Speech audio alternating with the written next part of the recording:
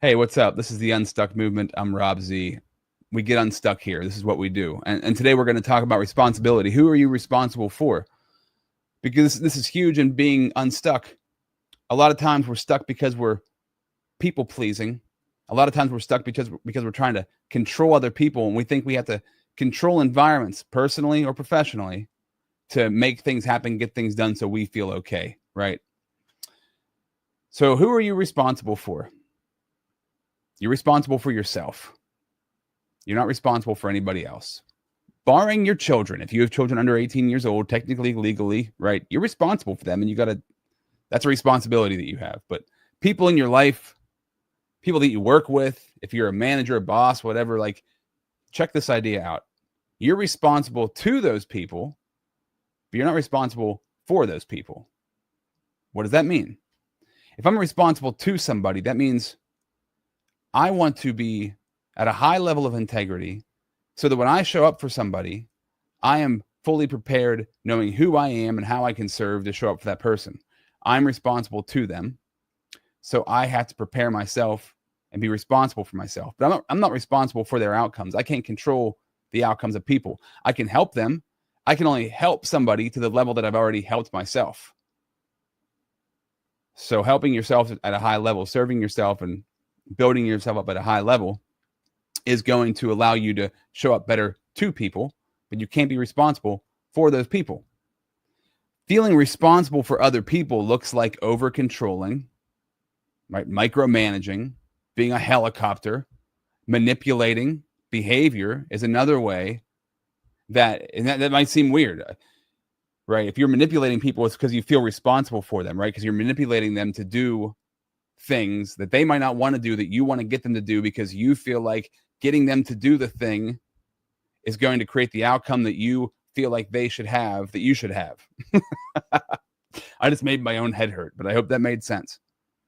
Always feeling this need to be in control means, for me, like my coaching business, if I have a client, I'm not responsible for the outcomes. Like, I'm not responsible. Let me hear this. I'm not responsible for how they grow and change and what they do. I can't control what people do, but I am responsible to show up at a very high level so that through my actions and through my intentions, they do change. That's me being responsible to them, but that's not me being responsible for them. I'm responsible to them to show up at a high level to help them, but I'm not responsible for them and the choices they make and the outcomes that happen to them. Okay.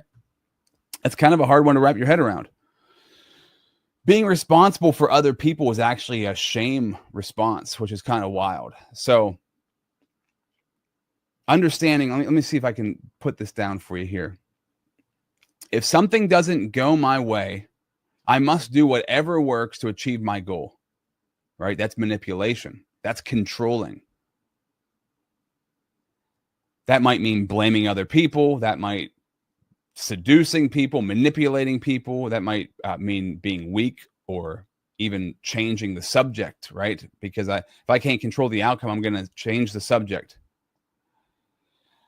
When you have this delusion that you believe that you can control the outcome of any situation, you're really in trouble because honestly, and this is huge, this is so huge for getting unstuck. You are not in control of your own life. I put God in control of my life. I'm a Christian. I believe in God. That's my faith, okay? I believe God's in control of my life. But know that you are not in control of your life. You can barely control yourself. You can't even control your own thoughts. You can't control what thoughts come into your head.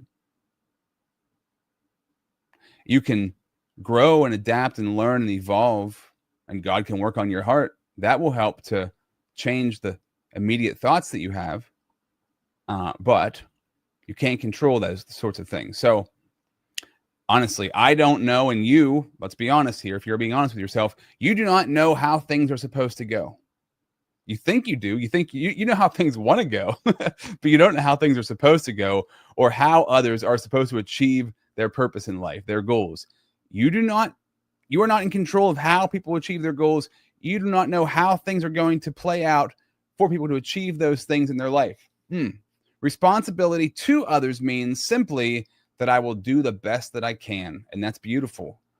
My responsibility is to do the best that I can, that hopefully the outcomes that people want happen because of how I show up, but respect the dignity of other people.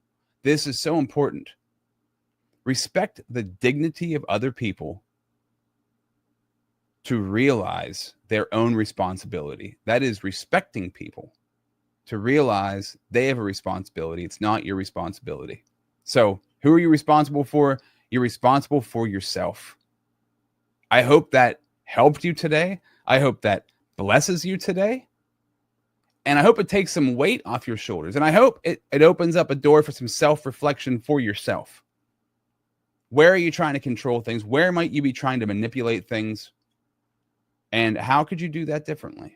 This is business talk, but this is life talk all at the same time. This is getting unstuck talk.